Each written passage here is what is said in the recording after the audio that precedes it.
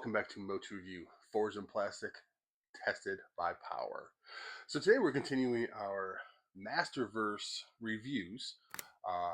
We're on figure number 4. We have already done Battle Cat, He-Man, Mossman, and Skeletor. Today we're taking a look at one of the most powerful and most dangerous figures in this line, Evil-Lyn from the Revelation series. So, you know how we're going to do this. We're going to look at the packaging, we're giving it a score. Taking a look at the figure, it's getting a score. Articulation, accessories, everything, we're going to score it up and give you my final result at the end. So, without further ado, let's go ahead and unbox Evil-Lyn Series 1, or Issue 1, Figure 1. The first one in line, because we've already had a couple of these. Let's kick it off with the packaging.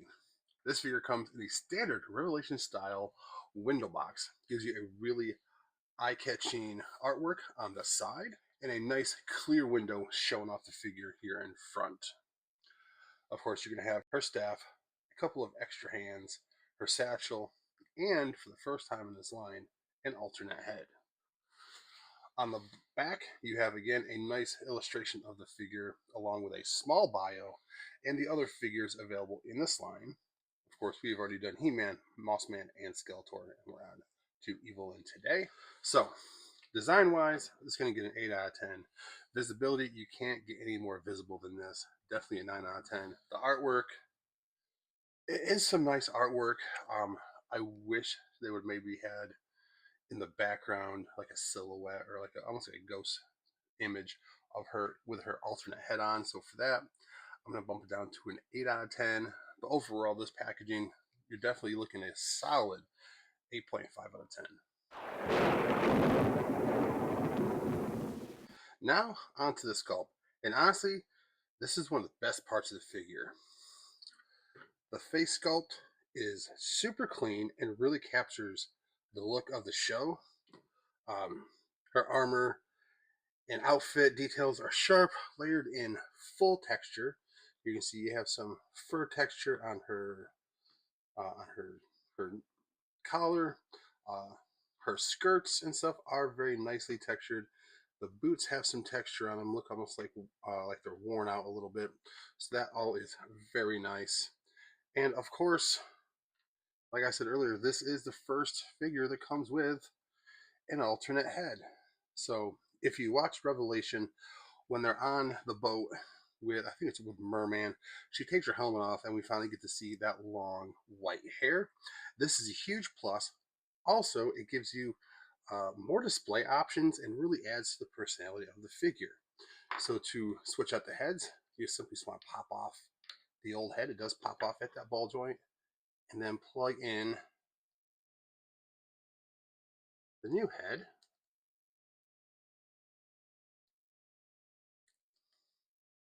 Just like so. So I love the fact that you have multiple display options for this figure. Face sculpt, you're getting a 9 out of 10, mainly because you have two faces. Outfit and armor, 9 out of 10. Accuracy to the show, this is a straight 10 out of 10. So let's hop on over to the articulation. It's good, but it's not perfect. The upper body has solid range, arms down, forward, back, swivel at the bicep, double joints at the elbows, hinge, swivel at the wrist, torso, waist crunch. All that works really well. The only downside to the top is the head because of with the hair, and then when you pop off that second head and plug back on the more traditional style head, you can see the head kind of shrinks down on, so you're not getting a whole lot back and forth or up and down. The lower half is a little bit limited because of the skirt. However, it is slitted on the sides, so you can get some really good split actions going.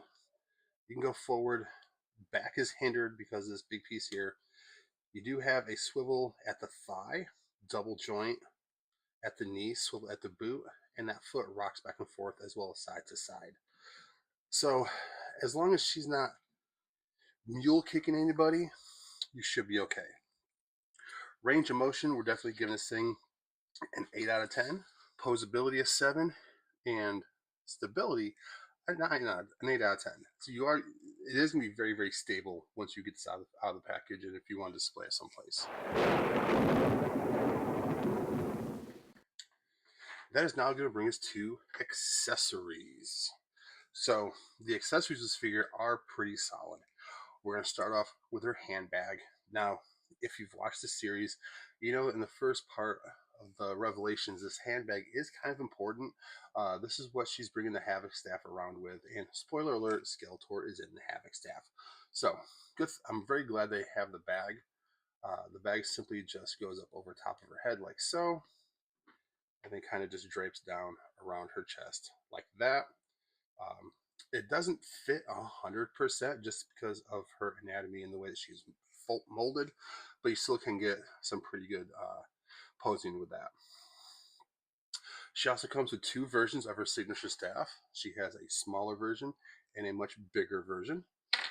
So she does get a very nice grip on both staffs. Let me take this bag off just real quick.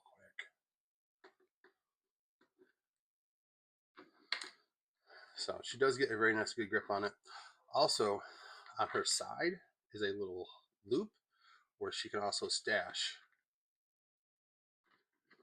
her staff when she is not using it, like so.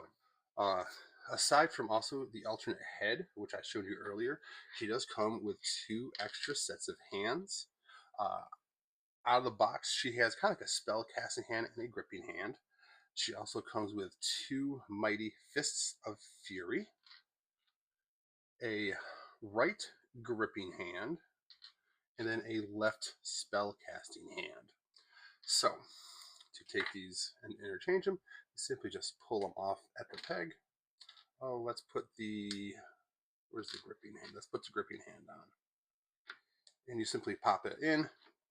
Here, wait for that click. And now she's going to have 2 gripping hands. Good thing is the fingers are very pliable. We haven't quite gotten into the hard. Just 1 second. Okay, so as I was saying, her hands are very pliable. They're the fingers, you can stretch them around, move them around if need be, which is good because in future figures, you're going to be getting some very, very stiff hands and fingers, and that's not very good. But here you can see she gets a nice double grip on her extended staff. So again, you're going to have some very, very nice posability with this. However, with all these accessories, a couple of spell effects would have been nice, would have made this even better, especially for the Evil-Lyn character, but still, you're getting a lot of bang for your buck with these. So variety, we get 8 out of 10, quality 8 out of 10, and display options 9 out of 10 for the accessory score of 8.5 out of 10. On the shelf, this figure looks fantastic. The color scheme really pops, and with the alternate head, you can switch up her look depending on your display. She fits perfectly alongside Skeletor and the rest of the villains. Definitely a standout piece in the lineup. And here's just a small idea of how you can display this figure. This is, of course, Evil-Lyn with Skeletor on his bone throne. So self-presence, 9 out of 10. Character likeness, 9 out of 10. Display versatility, 9 out of 10. This is a 9 out of 10 as far as display all day long. All right, so let's total this all up. Packaging, 8.5. Sculpt, 9.5. Articulation, 7.5. Accessories, 8.5. Display, 9. For a final score, 8.7 out of 10. Evil-Lyn is a fantastic figure in the Revelation line. Incredible sculpt, great display presence, and the alternate head really gives it that added value. The only downside is slightly limited lower body articulation. If you're building out your Masters Universe Revelation collection, this is definitely worth adding to your shelf. Let me know what you think in the comments. And don't forget to like and subscribe. Because here at MOTU Review, Forged in Plastic, tested by power. Catch you next time, guys.